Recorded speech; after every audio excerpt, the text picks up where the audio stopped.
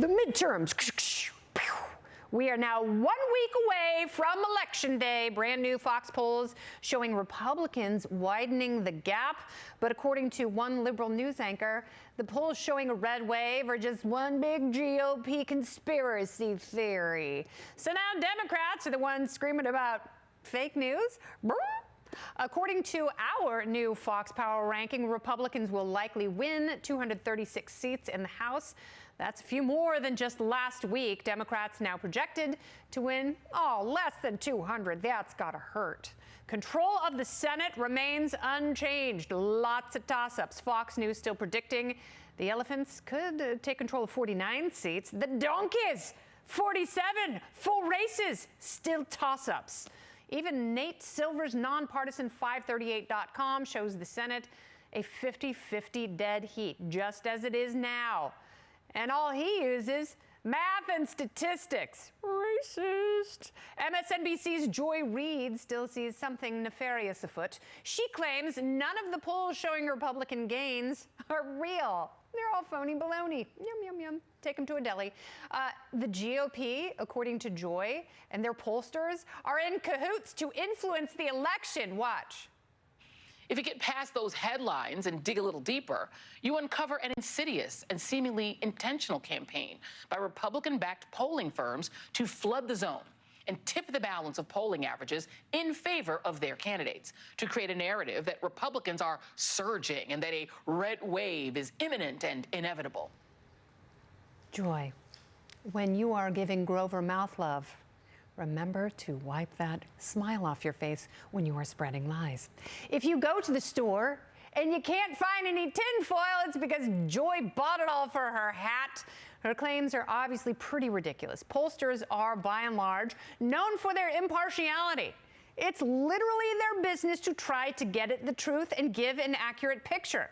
Accusations to the contrary can destroy a pollster's reputation and career. So are people like Joy Reid just planning to deny the results if Democrats don't win? That's the big steal. It's coming up in 2022. That's right. Let's get into it with tonight's party panel. We've got New York Post columnist and the Spectator contributor. We love to have her, and she is back, Carol Markowitz. And we've got the host of the Aggressive Progressive podcast, former aide to Senator Hot Mike Chuck Schumer. It is Christopher Hahn, who runs on and on and on. He is a runner for real. And director of the Libertarian Institute, editorial director of antiwar.com. He loves saying anti-war things, and we love having him on the air. Scott Horton, also back. Welcome, everyone. So let's discuss this a little bit, Carol. The Republicans just keep gaining the advantage, at least in the Fox News power rankings. And I know the people, they sit on my floor. These are honest people who do the Lord's work and really try and get at the truth. They are nonpartisan. They are truly impartial, and they work very hard. Are they lying, and are they part of a grander conspiracy? And look, nobody's going to have a better night than Joy Reid if they're wrong, right? So why would they lie to her? It makes no sense at all. And look, the Democrats deserve to lose everything. Forget red wave. I'm rooting for a red tsunami. I want people in deep blue states to wake up on Wednesday and feel like they've moved to Alabama. Their atrocious behavior throughout the pandemic is enough reason for me to have Democrats lose on every level in every state. The way they closed schools and pretended it would be fine, the way we weren't allowed to question any of the nonsense policies that made no sense, the way they still allow Randy Weingarten to campaign with them, all of it. They deserve to lose. I hope they do, and it has nothing to do with what the pollsters are saying. It's going to happen. Yeah, I mean, it's not about metrics and optics. It's about facts, Chris. And the facts for this election cycle are about the economy and inflation and crime. So, stop trying to talk people out of that by saying they're just being lied to. People are smart enough. We have been through enough over the last 3 years that, we can assess BS pretty quickly. So why is Joy Reid selling this raft of garbage? I'm not sure how Carol really feels about Democrats and their policies after that last bit. I'll tell you more. She walked the walk. She moved to Florida. She left. Here's the thing about polls. I don't think the polls are wrong. I'm not seeing a red wave. I'm seeing a red ripple. I do think they're going to win the House. I've been saying that for about a year now. But I am very dubious on their chances in the Senate for a variety of reasons. And I think the polling points to that the American public and the people in these swing states are very skeptical of the GOP candidates that they have to choose for, particularly in Georgia, in Pennsylvania, and other parts of the country. I don't expect the Republicans to wake up on the day after the election and be extremely happy with what the results they had. This should have been a great year for them. It turned out to be not as great a year. Look, they're still going to have wins. They're still going to make gains, but not what they should have in this environment. Yeah, that's what Penn State said to Ohio State last weekend.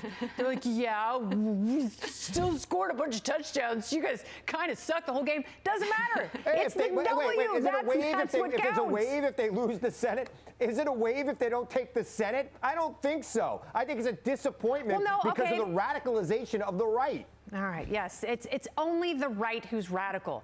Joy Reid espousing a pretty radical position from the left. So I think radicalism at this point knows no bounds. So, Scott, what happens if... Well, I didn't see her storming the Capitol. Chris, when I say someone else's name, that means I'm going to talk to them. Yes. You've been on cable news for years. You know how this works. You're now eating into Scott's time. He's been a very nice young man tonight, so I'm going to talk to him. Sorry, Scott. Okay, very good. That's now we're done problem. talking. Okay, very good. No, Scott is he's a Texan, so he's good. Okay, Scott. So what does it mean for the country if we have a Democrat president, a Republican House, and a Democrat Senate? Well, I hope it means a lot of good House hearings, you know, some kind of investigation, some bit of check and balance. But, you know, I agree with Carol. This should be absolutely a wave, and not because of anything good about the Republicans, just that the Democrats absolutely deserve to be punished. And Biden has got to be the worst president since George W. Bush, maybe since Harry Truman. The danger that he has put the United States in Asia and in Europe right now, threatening war with Iran for that matter, he is just absolutely reckless. And on top of that, of course, the inflation, all the woke craziness. And then, as Carol was saying, the Democrats must be held accountable for all of the tyranny of the lockdowns. They think they're going to get away with it, and they absolutely should be crushed. But then I got to concede to Chris here that he makes a point that the Republicans are nobody to believe in. You know, they're all a bunch of Mitch McConnells. They're essentially George W. Bush's party still. And there needs to be a real fight between the America Firsters and the Country Club Republicans for the control of that party. Because as long as it's just Mitch McConnell, it might as well be John McCain. I wish Dan Quayle was the head of the party and he could come to my party anytime. All right, the panel's not going anywhere. We have so much news. It is like a juicy peach, and we're about to cut into it.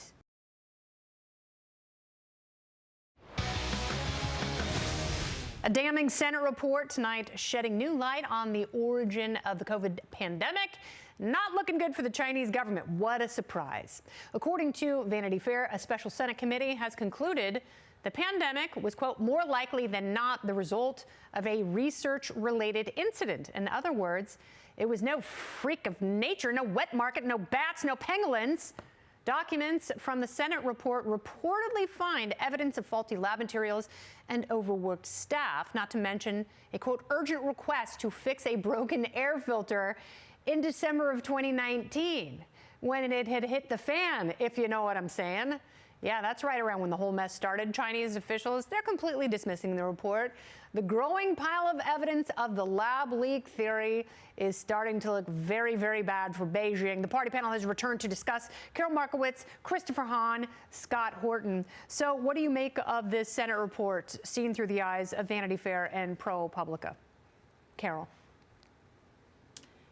So I'm just so shocked that a communist country would have poor working conditions. I've heard that, you know, communism is so good for the working person. Yep. So, you know, Chris Hahn wanted to hear other reasons why Democrats should crash and burn in November. And here's another one. They deserve to lose because they made that lab leak into a conspiracy theory where now it looks like the most obvious explanation.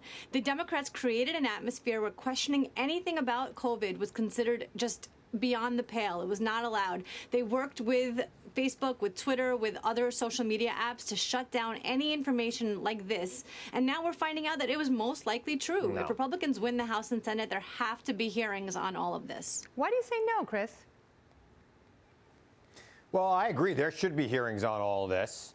And we should start with why the House of Representatives cut funding to our monitors in Wuhan. $195 million saved, and look what it cost the United States of America. There should be an investigation as to why the former president let this go on for as long as he did before he acknowledged it was a problem, because he was working on a trade deal with China and didn't want to mess that up and was concerned with how he could fix the next election.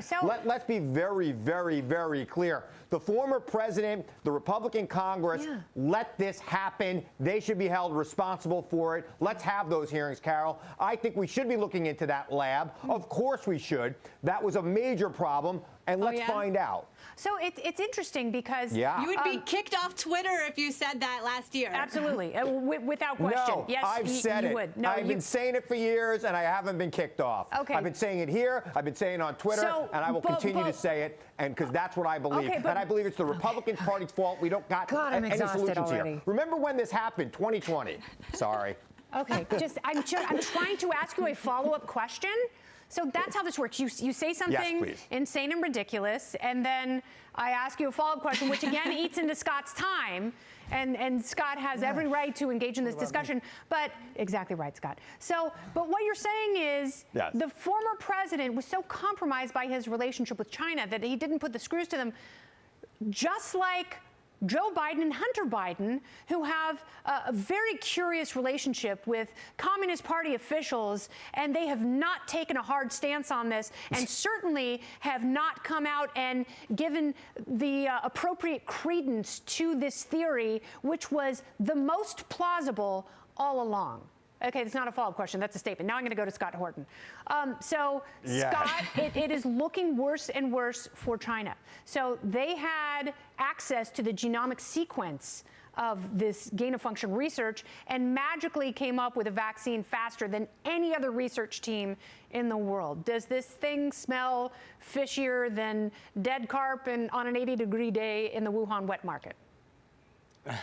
Yeah, it does. It's all very suspicious. I don't know if we'll ever really know the truth about it. I should say I did see one or two of the doctors quoted in the Vanity Fair piece complaining on Twitter that they wish that their clarifications had been added and they still think it was a natural result.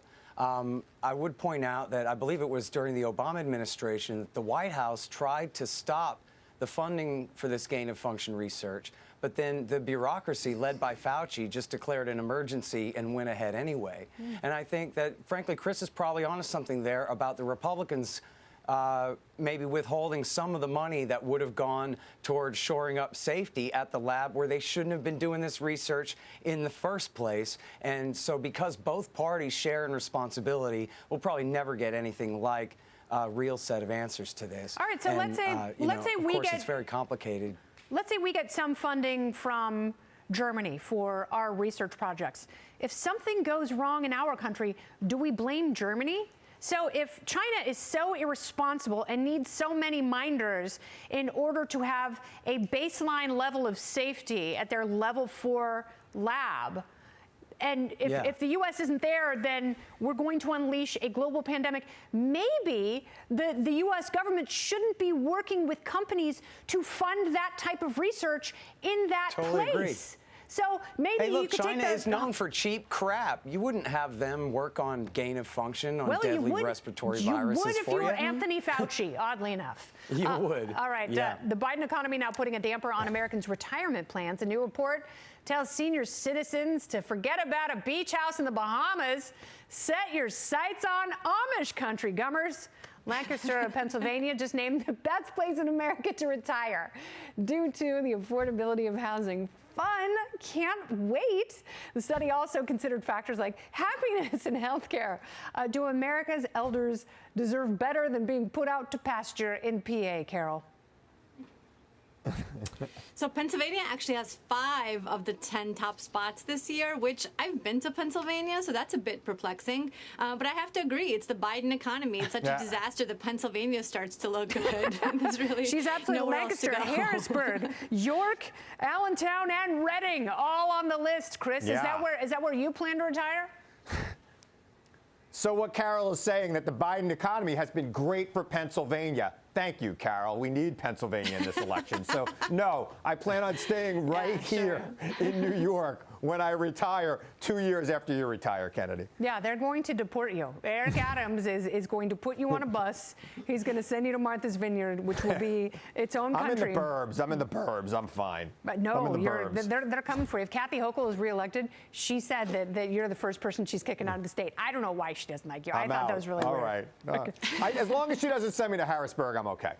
So, Scott, are those really the best places to retire? You seem like a worldly guy. You've been to some nice, warm spots with expats all over the world. So what do you think? No, I haven't traveled that much, but I mean, in the United States I have, and I know that really the top destination, though spread out, it's the Walmart parking lot where people live in their cars because they can't afford the rent. You know, there's this mythology that somehow inflation is good for the middle class because they get to borrow dollars and pay off dimes. Yeah, well, it's murder on the poor. Yes, and the absolutely. people who can't afford to rent, and the people, and also it's bad for the middle class and for everyone else too. If you're not a banker or a government employee helping to inflate the money supply, you suffer as a result of this, especially because, as everyone is familiar with, that causes the economy to crash every 10 years or so. Boom and bust, boom and bust. That's from the inflation. It also absolutely discourages savings. You have poor people who, if they try to just open a savings account, never even mind poor people, working people, middle class people, you can't have a savings account. You've got to try to figure out some bubble to invest in, bitcoins or stocks or something, because otherwise you're just absolutely losing out to the government and the banks conspiring to steal from you by increasing the money supply. It's the same reason, Kenny, that you and I would go to jail for counterfeiting if we were to do so. It's a crime. It devalues everyone else's money for our benefit. Well, that's what the government and the banks do to the rest of us. But the Fed can get away with it. I don't understand that, because you're absolutely right. If we did to our neighbors what the federal government and the Federal Reserve does to us, with the 97% conviction rate that the feds have, we would go away for life. And not like the fun prison. Not even the Martha Stewart and that's prison. one law that's actually under the jurisdiction of the federal government constitutionally, which is a miracle. But yeah. Hallelujah. All right, so if I retire, I don't know, I was thinking about it. Like, where do I want to go? I really want to go to Tennessee. I think Tennessee is great. Sorry, Scott, no offense. And Costa Rica. Tennessee's awesome. Yeah, Tennessee's great. Costa Rica has giant snakes. And they've got reptiles. All right. Watch that riptide. That's right. You watch where you step. Carol, Chris, and Scott, thank you for being a part of the best hour of your day. Thank you, Kennedy. I say that humbly.